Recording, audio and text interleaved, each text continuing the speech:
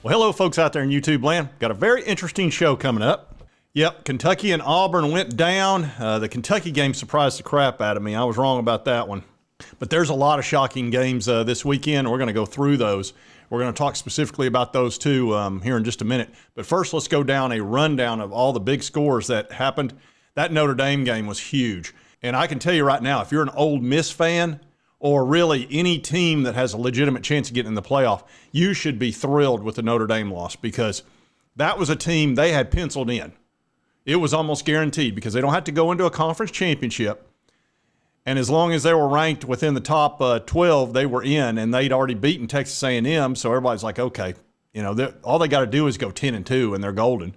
With a loss to Northern Illinois, they're in trouble. That was huge. But let's go down this list, and then we'll get into these other specific games. All right, so Georgia beat Tennessee Tech, whoopity-doo. Ohio State beat Western Michigan, whoopity-doo. This was a big game here, Texas versus Michigan, and this is the one that I called. And I'm almost not sure this isn't even better for Michigan.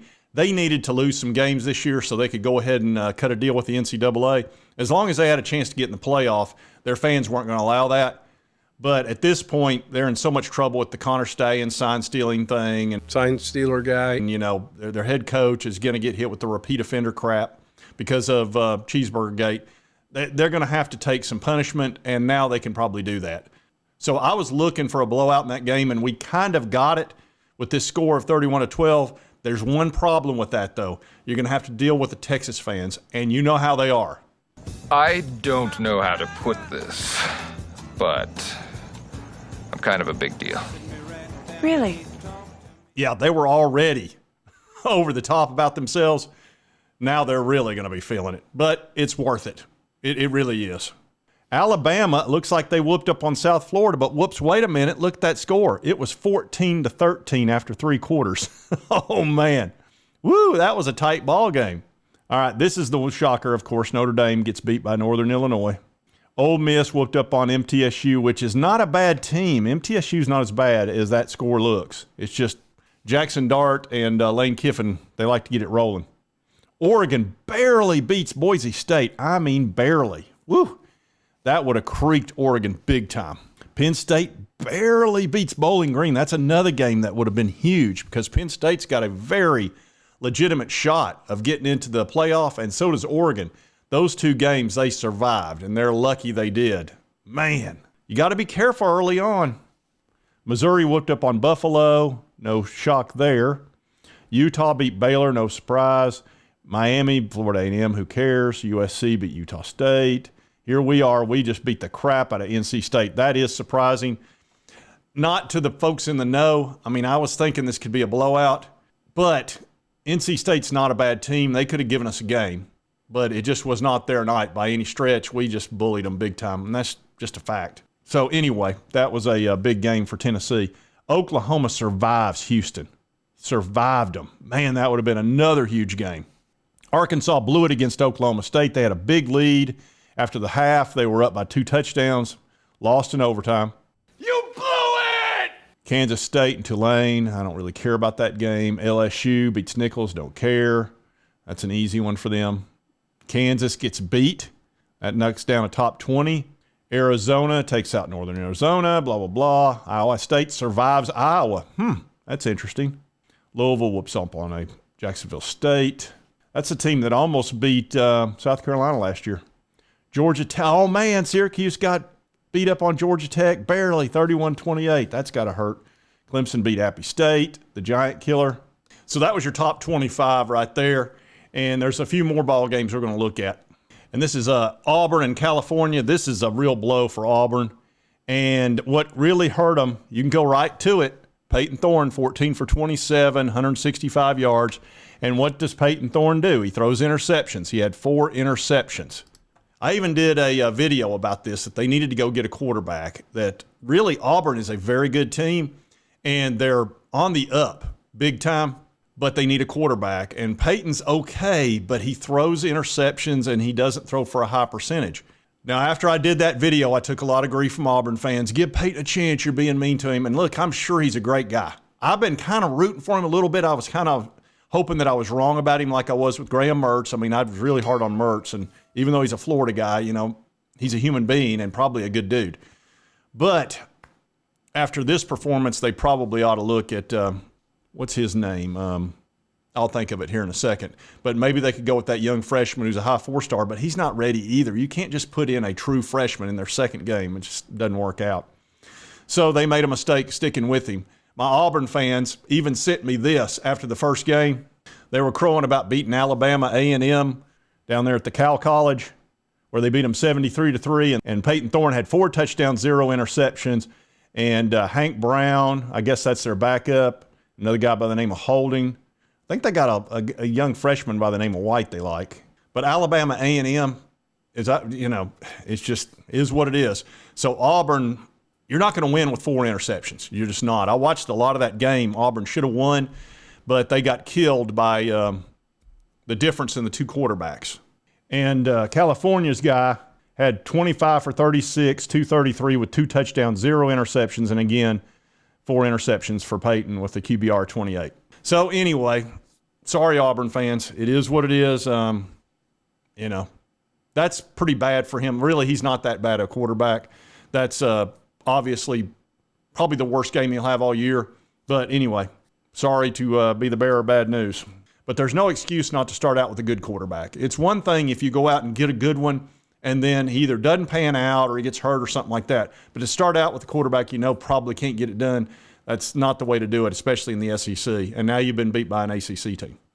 All right, now we got to get into South Carolina and Kentucky. This is the game that made me look bad because 2 days ago I came out with a video and I talked about Michigan and Texas, and I said Texas should whoop them, and Kentucky, South Carolina, and I felt like Kentucky would whoop South Carolina. Carolina had played terrible against Mayflower or Old Dominion. It's a trucking company. I couldn't remember which one. Anyway, they played terrible against them, and their defense won the ball game by getting 4 turnovers for them, and they barely won by 4 points. So I felt like Kentucky would be able to handle them because they had come off a really good game, and their new quarterback looked good. He was throwing the ball well. He was being protected pretty well. But, you know, I know it's the first game against an easy team. Well, South Carolina's defense showed up against Kentucky and just whooped their offensive line. I mean, it was brutal. Kentucky's offensive line did worse than Old Dominion, which is just blows my mind. I don't even know how that's possible. And Kentucky's known for having a good offensive line. They're known for running the ball. They could do nothing. It was tragic. And it was at Kentucky. So, you look at these numbers. First of all, they blew them out 31-6, which is just unbelievable. Brock Vandagriff, 3 for 10 with a QBR 1.2. I've never seen that ever. A 1.2, nothing. I've never seen single digits. And only 10 throws because he was usually running for his life. Lenoris Sellers, 11 for 15, 159 yards, 2 touchdowns, 1 interception, QBR 54. Fumbled the ball a couple of times, got really lucky to get it back. He's not ready for prime time, but that's better than he played against the trucking company. So a guy who I've pretty much told you he's got a lot of upside. He's not ready for prime time, but that's who they're going with. You can see some glimpses that he could be great one day, but he's going to struggle this year against good quality defenses. He just didn't really see one against Kentucky, and they're usually known for that. So this game really surprised me. That's the 3rd year in a row they've beaten Kentucky. For whatever reason, South Carolina's got their number. Makes no sense, but it is what it is. So needless to say, the Kentucky folks are not happy. I'll kind of show you what I'm talking about. Rapid reaction. I don't have Adam Luckett or Nick Roush with me. They are still inside watching football. I'm out here doing this before the game even ended. Kentucky versus South Carolina. I walked out in the 3rd quarter. Kentucky down 31-6 in a game where they're a 10-point favorite. When I walked out, Brock Vandagriff, who looked good last week, we had high expectations for him this week. 3 for 10 for 30 yards. Not getting anything done offensively. The offensive line's been bad. Brock's been bad. Defense has been bad.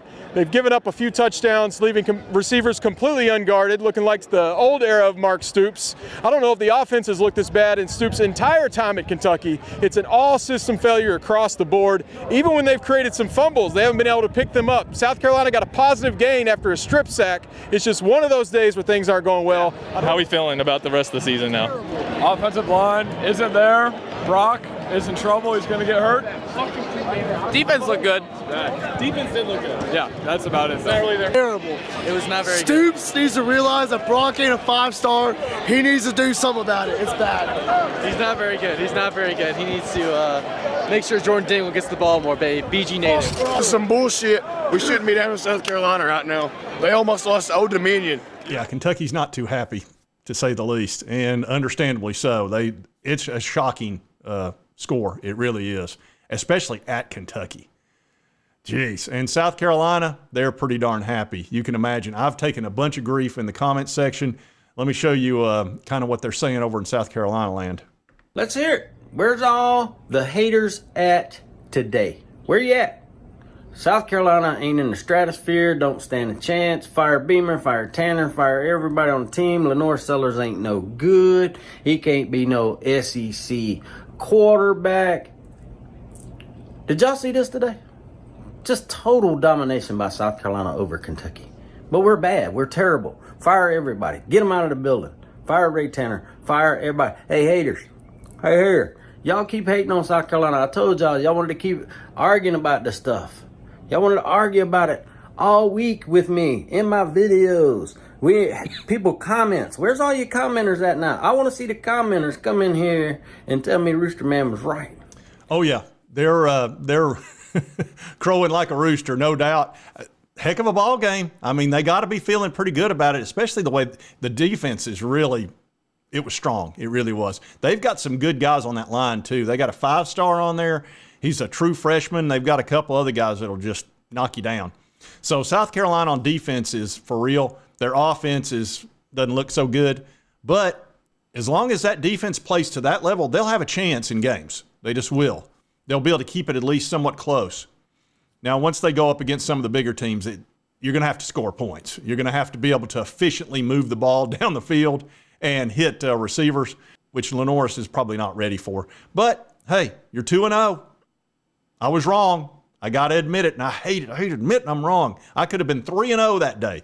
I had Michigan getting whooped, I had South Carolina getting whooped, and I had Tennessee whooping up on NC State. 2-1. I could have had a perfect 3-0. I'd have been like Nostradamus. Is that it? Nostradamus. Anyway, you know what I'm talking about. That guy that can see the future. I could have had people believe in that, but not now. Now they're just going to make sport of me. Anyway, I did want to show that. I felt like I owed it to South Carolina to have this on my show. I was wrong. Anyway, if you like this content, be sure to hit that like button. Let's continue to cover all these big sports stories. Of course, my VOLS, man, we're looking great. Whoa. And right over here is the subscribe button. Hit this little button to help you get my videos, make it easier for you. And right over here is a video YouTube thanks you'll enjoy based on your viewing history. We'll see you next time on Sports Talk Jay.